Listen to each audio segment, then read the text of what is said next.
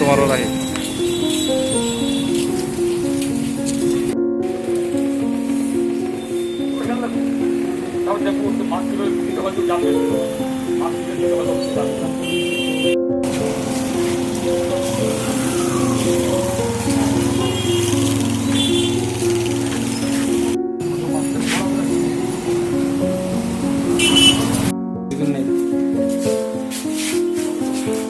Targeting এর মধ্যে আমার টার্গেটিং এর এখানে গুলি করে আপনি দেখুন না আচ্ছা না স্যার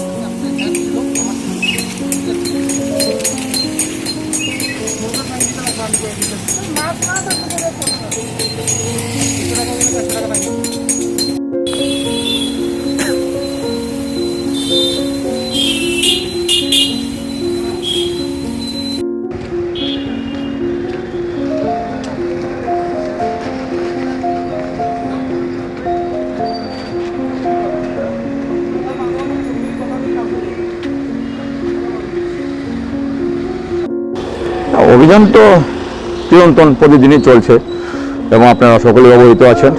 গতকাল সারা ভারতবর্ষে 2.32 লাখ কোভিড পেশেন্ট হয়েছিল। তো আমাদের রাজ্য ব্যতিক্রম নয়, খুব ভয়ঙ্করভাবে বেড়ে আসছে। গতবারের তুলনায় এবারের যে বিস্ফোরণ তা অনেক বেশি বলেই মনে হচ্ছে আমাদের সকলের। তার জন্য প্রতিনিয়ত আমরা রেড করছি, অফিসের কাজ করে আজকে সময় মতো এসপির সঙ্গে কথা বলে জয়েন্ট রেড করলাম। আজকে এসপি সাহেবকে বলেছিলাম নিউ টাউন রুট ধরে আসার জন্য, সেন্ট্রাল রুট ধরে আসার জন্য। আমি এখান থেকে নিউ টাউন রুটে এসেছিলাম। তবে আমাদের যখন আমরা তখন নিশ্চয়ই মানুষ খবর পেয়ে যায়। এরকম মোটামুটি বেশি দেখলাম 95% মতো মাস্ক পরাই ছিল, খুব কয়েকজন ছিল ব্যতিক্রম, তাদেরকে ফাইন করা হয়েছে। কিন্তু মানুষের সচেতনতা বৃদ্ধি হয়েছে বলে আমি মনে করছি না। আমি মধ্যে মধ্যে দুপুরবেলা একবার টাউনে আসি, তখন দেখি সবার কাছে মাস্ক ছাড়া বসে আছে। তো এইভাবে চোর পুলিশের খেলা খেলে খুব বেশি একটা লাভ হবে বলে মনে করি না।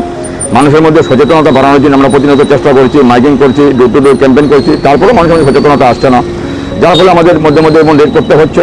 এবং ওইটা রেড আরও চলবে, একদিন দুদিন না, প্রতিদিনই চলবে, যখনই সময় পাওয়া যায় তখনই চলবে।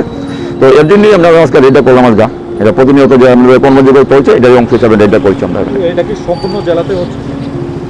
হ্যাঁ, আজকে আমরা সকল জেলা স্তরে সমস্ত এসডিএম এবং বিডিওদেরকে নির্দেশ দিয়েছি এবং আমার কাছে যা রিপোর্ট এসেছে এবার আমি করবুক যেহেতু সন্ধ্যাবেলা আগে এই বাজার বন্ধ হয়ে গেছে, ওরা সন্ধ্যার আগে ওরা করেছেন এবং অন্যান্য সাব ডিভিশনগুলির রিপোর্ট আমি গিয়ে ওদের কাছে নিয়ে নেব। আগে সারা ডিস্ট্রিক্টের মধ্যেই মেসিভ আকারে এই রেডটা চলেছে আজকে।